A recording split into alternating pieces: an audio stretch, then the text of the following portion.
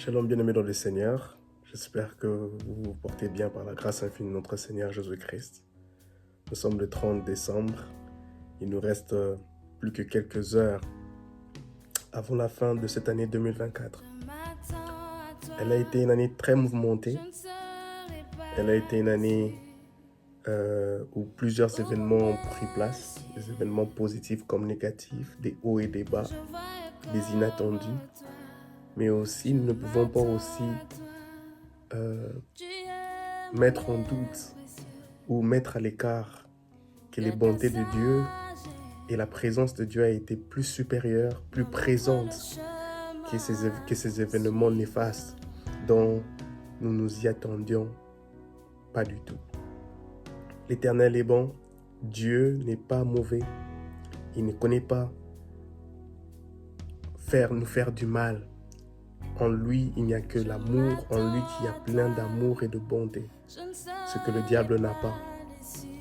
Et une des choses que je peux retenir en cette année 2024, ou même je peux dire que je peux louer Dieu pour cela, c'est que Dieu nous a préservés de penser qu'il n'existe pas, de penser qu'il n'est pas plein d'amour. Il nous a préservés, il a préservé nos cœurs, nos âmes, nos esprits, de penser qu'il n'existe pas, de penser qu'il est sourd, qu'il n'entend pas nos prières, de penser qu'il n'agit pas, de penser qu'il est indifférent vis-à-vis de nos difficultés, vis-à-vis de nos tribulations, vis-à-vis de nos situations, vis-à-vis de nos changements de circonstances, tant familiales, professionnelles, financières, émotionnelles, relationnelles, ministérielles. Dieu nous a préservés de penser à cela, de penser qu'il est absent. Et ceci aussi doit être aussi la même mentalité que nous devons avoir en 2025. Et dire à Dieu, Seigneur, préserve-moi, préserve mon cœur de penser que tu n'existes pas. Préserve mes pensées, préserve mes attitudes, préserve mon fort intérieur de penser que tu es absent, de penser que tu ne m'aimes pas, de penser que tu n'es pas plein d'amour. Bien-aimé dans le Seigneur, Dieu est plein d'amour. Il renouvelle ses bontés chaque matin, c'est-à-dire qu'il met tout, chaque matin, il met en disposition, il met en disponibilité des nouvelles grâces, des nouvelles faveurs, des nouvelles bontés, des nouvelles opportunités pour que vous et moi, nous puissions en bénéficier de cela. Le diable, lui, il a pour responsabilité de nous mentir. Le livre de Jean, chapitre 8, il dit clairement que c'est le père du mensonge. Il ne peut que nous faire croire que Dieu n'a aucun plan pour nous. Il ne peut que nous faire croire que Dieu est mauvais. Il ne peut que nous faire croire que Dieu nous a abandonnés, que Dieu est indifférent, que Dieu ne nous écoute pas. Il ne peut que nous faire croire que nous sommes destinés à la malédiction, que nous sommes destinés à vivre malheureux et miséreux. Et c'est pour cela, ce message que j'aimerais passer à vous partager en ce jour, est celui de ne pas écouter le diable, de ne pas prêter attention à ses paroles, de ne pas se laisser séduire par ses paroles.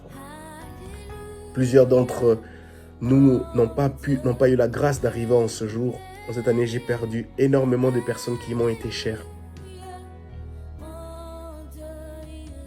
Et j'ai dit à Dieu, préserve mon cœur, continue à préserver mon cœur, de penser que tu es indifférent, de penser que tu es mauvais. Tout ce que Dieu fait est bon. La Bible dit clairement que tout concourt au bien de ceux qui aiment Dieu. Que ce soit positif ou négatif, cela concourt à son bien, à notre bien. Et Dieu reste Dieu. L'inexplicable fait partie de la grandeur de Dieu. Tout ce que nous n'arrivons pas à comprendre, à donner une signification, à donner une compréhension, à trouver une compréhension derrière cela, c'est Dieu. Cela s'est défini comme Dieu. Cela est réservé, cela prouve à suffisance que Dieu est Dieu. Et il n'a pas de semblable. Il n'a pas de semblable. Le message encore que j'aimerais passer à mes bien-aimés frères et sœurs en ce 30 décembre est un message de rappel encore, pour nous faire comprendre que notre vie chrétienne, notre vie de prière, la nutrition et l'exercice quotidien de notre foi chrétienne ne doivent pas dépendre d'un leader spirituel ou d'un leader d'une église. Je répète encore, notre vie chrétienne, notre vie de prière, notre vie de méditation de la parole de Dieu, la nutrition et l'exercice quotidien et journalier de notre foi chrétienne ne doivent pas dépendre d'un leader, d'un individu, d'un leader spirituel ou d'une église. La vie chrétienne est une course individuelle. La vie chrétienne est une course vers le but qui se déroule individuellement. C'est vrai, nous sommes appelés à nous encourager les uns les autres. Mais chacun d'entre nous se retrouve dans sa bande. Chacun d'entre nous est en train de faire cette course. Et si nous avons cette conception-là, si nous comprenons cela, nous ne sombrerons pas dans la manipulation. Nous n'allons pas nous retrouver dans la manipulation. Nous n'allons pas devenir des victimes de la manipulation. De qui que ce soit, de quoi que ce soit, d'une organisation quelconque, d'une église quelconque, d'un leader, d'un individu spirituel quelconque. Et ceci est très important.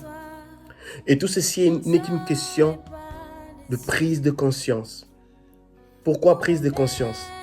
Une prise de conscience de savoir que le ciel est réel et l'enfer aussi est réel.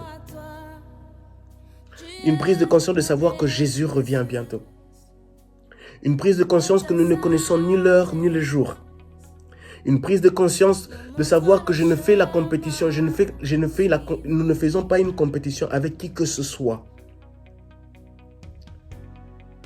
Nous sommes en train d'effectuer une course contre un temps qui nous est inconnu. Ce temps-là est réservé qu'à Dieu lui-même. Il a ça entre ses mains. Il sait combien d'heures, combien de jours, combien d'années il te reste ici-bas. Il sait combien de jours, combien de secondes, combien de temps il nous reste ici-bas. Et nous devons prendre conscience de cela. Vivre notre vie chrétienne avec cette prise de conscience. Que nous ne connaissons ni l'heure ni le jour. Nous sommes dans les derniers temps où les jours sont mauvais. Il y a quelques jours, je crois que c'était hier, il y a cet avion qui a fait un crash où 177 personnes sont mortes. Prise de conscience. Ceci est très très important. De savoir que Jésus revient bientôt. Et la deuxième chose, c'est l'engagement que nous devons avoir. Un engagement dans le service. Un engagement dans l'amour pour le Seigneur. Un engagement dans l'amour de la méditation de la parole de Dieu de façon quotidienne et journalière. Un engagement dans ce désir ardent de devenir, de croître dans sa foi chrétienne. D'atteindre un niveau de maturité spirituelle qui n'est pas poussé par quelqu'un, par un individu, mais par notre propre désir, qui est par ce désir dont nous désirons, dont le Saint-Esprit, lui, nous aide à pouvoir se lancer vers l'avant, à pouvoir croître, à pouvoir grandir, afin d'être une bénédiction pour un frère, pour une sœur, pour une génération. Je vous en prie, bien-aimés dans le Seigneur. Notre engagement à prendre notre croix, comme Jésus le dit, et à le suivre. À prendre sa croix et à suivre Jésus. Jésus le dit clairement dans le livre de Matthieu chapitre 16 que vous devez prendre votre croix et me suivre. C'est-à-dire accepter la honte, accepter les difficultés, accepter d'être ralenti, accepter de ne pas courir comme les autres, accepter d'être persévérant, persévérante, accepter d'être patient et patiente, accepter d'endurer, s'engager dans cette course vers le ciel et de suivre Jésus. Parce que c'est lui seul qui peut nous donner ce dont le monde ne nous donnera jamais.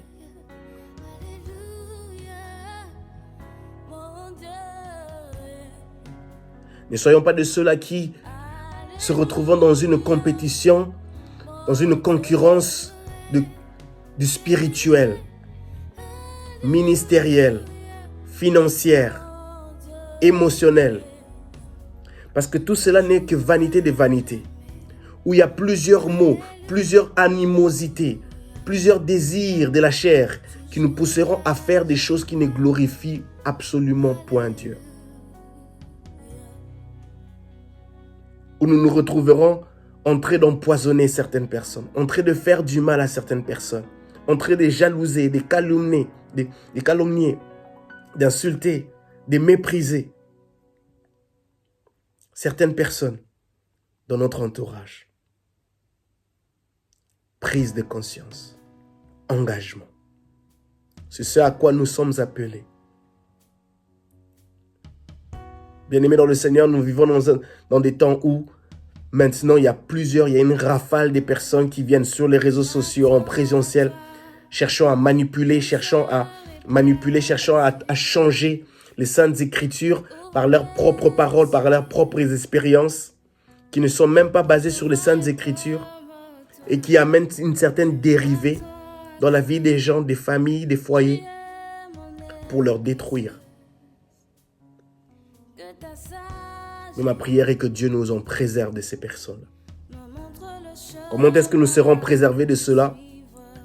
C'est en nous plongeant personnellement, quotidiennement, de tout notre cœur, avec une prise de conscience, avec un engagement de tout cœur dans les Saintes Écritures, dans la connaissance de la parole de Dieu, dans le désir de connaître Dieu au travers des Saintes Écritures. Il n'y a pas plus puissant que les paroles de Christ. Il n'y a pas plus puissant que la parole de Dieu. Romains chapitre 10, le verset 17, la foi vient de ce qu'on entend et ce qu'on entend vient de la parole de Dieu. Nous sommes le 30 décembre 2024. C'est probablement ma dernière vidéo pour cette année 2024.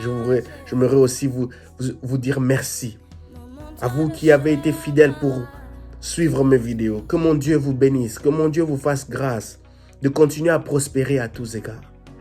Une nouvelle mission est à l'horizon. Elle s'appelle 2025. Et je suis fermement convaincu que Dieu vous fera encore énormément du bien.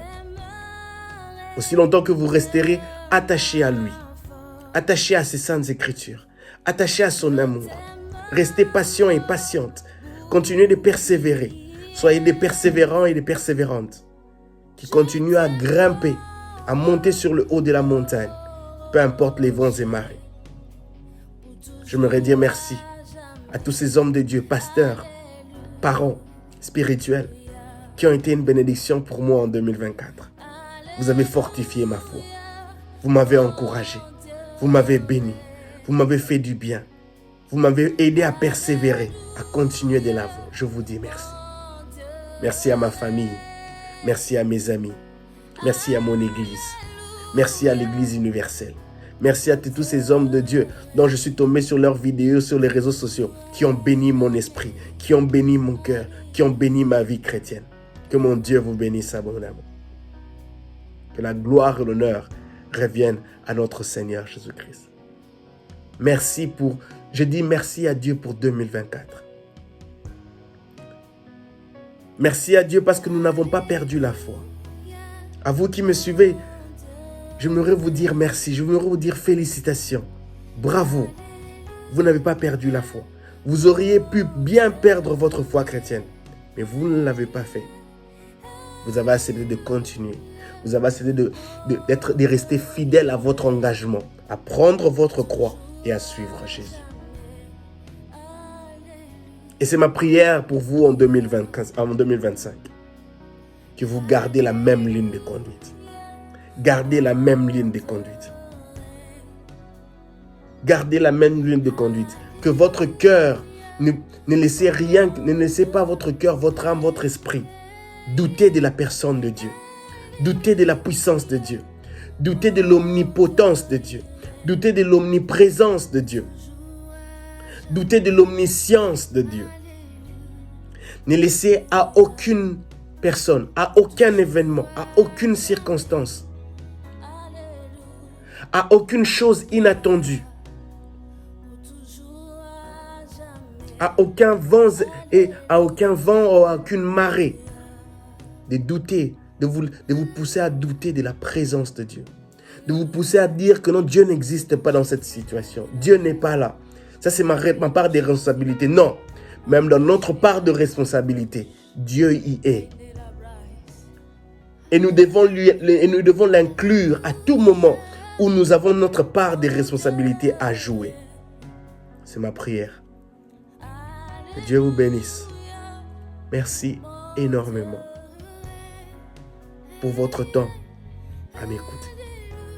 Dieu vous bénisse. Amen.